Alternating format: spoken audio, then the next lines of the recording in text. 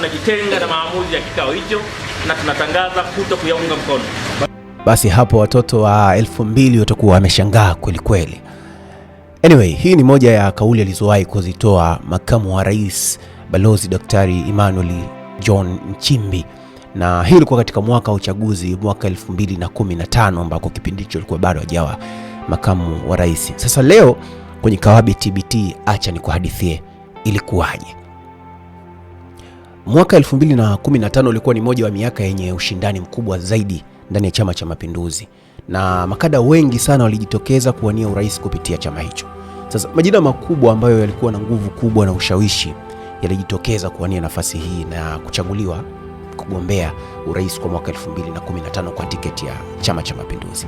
Majina hayo yalikuwa ni kama Edward Ngoyai Lowassa, Frederick Sumaye, Mizengo Kayanza Peter Pinda, January Yusuf Makamba, Bernard Camillus Membe na wengine wengi ambao waliwahi kushika nyadhifa kubwa katika chama pamoja na serikali.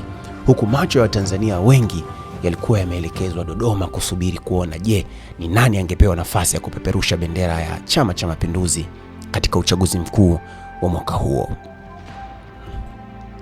Sasa baada ya uchukuaji wa fomu kukamilika, kamati ya usalama na maadili ya CCM ilianza kazi ya kuchambua majina ya wagombea.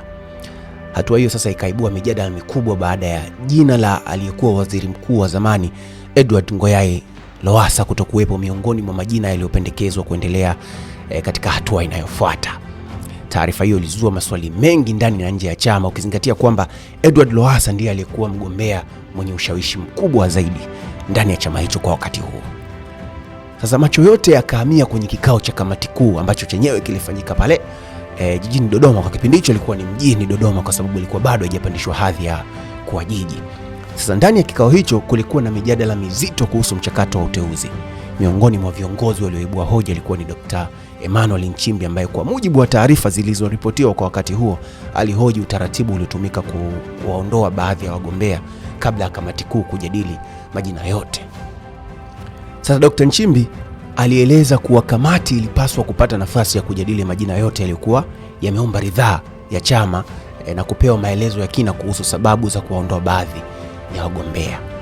Katika hoja hiyo alitajwa kuungwa mkono na wajumbe wengine kama Sofia Simba pamoja na Adam Kimbisa, ambao nao pia walionyeshwa kutoridhishwa na namna mchakato huo ulivyokuwa ukiendelea.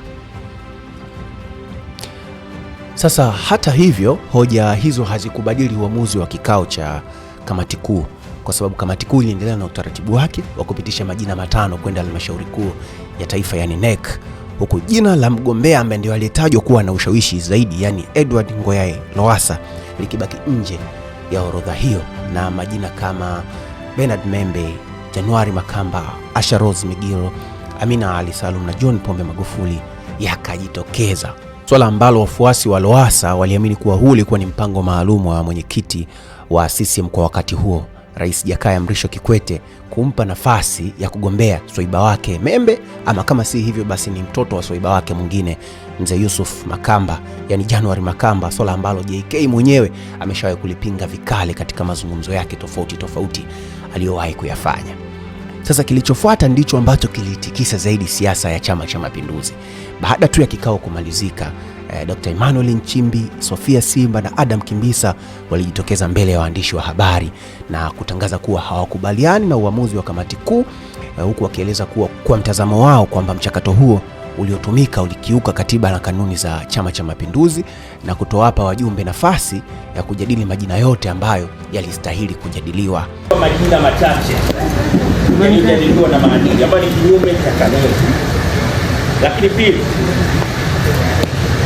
katiba yetu inataka mtu anayekubalika ndiye apewe nafasi ya kwanza. Lakini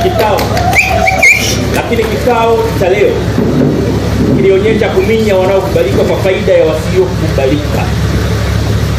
Wajumbe wa kamati kuu tumewataarifu wenzetu kwamba tunajitenga na maamuzi ya kikao hicho na tunatangaza kuto kuyaunga mkono. Majina machache ni majina gani haya?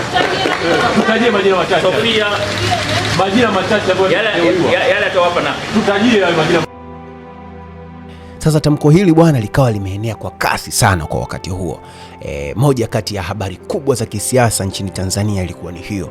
Wapo ambao sasa walitafsiri kwamba hii ilikuwa ni ishara ya mgawanyiko ndani ya Chama cha Mapinduzi, huku wengine wakilionea ni kama msimamo wa viongozi waliotaka kanuni za chama zifuatwe kikamilifu katika kipindi hicho. Sasa mijadala mingi ikaendelea kuwepo kwenye majukwaa mbalimbali ya kisiasa na majukwaa mbalimbali ya mitandao ya kijamii, ambapo pia kulikuwa na maoni na tafsiri tofauti kuhusu kile ambacho kilikuwa kimejiri.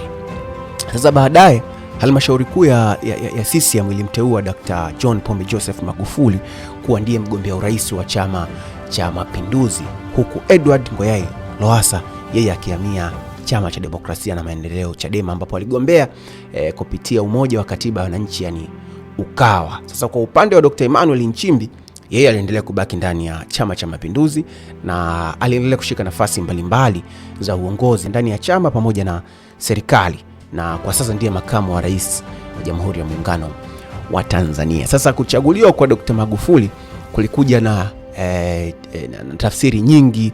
Walikuja watu tofauti tofauti ambao walijaribu kuchambua kwa nini haswa Magufuli alipata nafasi kwa wakati ule, japokuwa Lowassa alitolewa, na wengine wanasema kuwa katika ripoti mbalimbali ambazo zimewahi kuhadithiwa huko nyuma, wanasema kuwa wale wafuasi wengi wa Edward Ngoyai Lowassa waliamua kumpigia kura Dr. John Pombe Joseph Magufuli kwa sababu hawakutaka kabisa January Makamba na Bernard Membe ambao walionekana kuwa na uswahiba na Rais Jakaya Mrisho Kikwete ambaye ndio mwenyekiti wa chama kwa wakati huo, washike nafasi ama wapewe nafasi ya kugombea urais kwa mwaka 2015. Kwa hiyo kilifanyika ilikuwa ni kama vile kisasi na kuunga mkono kabisa upande huo ambao wao hawakukubaliana nao. Sasa hivi ndivyo ilivyokuwa mpaka Dr. Emmanuel John Nchimbi kuweza kususia maamuzi na kutoyatambua yale maamuzi ya kamati kuu ya Chama cha Mapinduzi kwa wakati huo mwaka 2015, na hiyo ndio ilikuwa haswa mzizi wa kauli hii ambao uliona mwanzo kabisa wa clip hii. Mimi naitwa Salumu Amani na hii ilikuwa ni Kawabe TBT. Asante hadi Alhamis ijayo. Chao.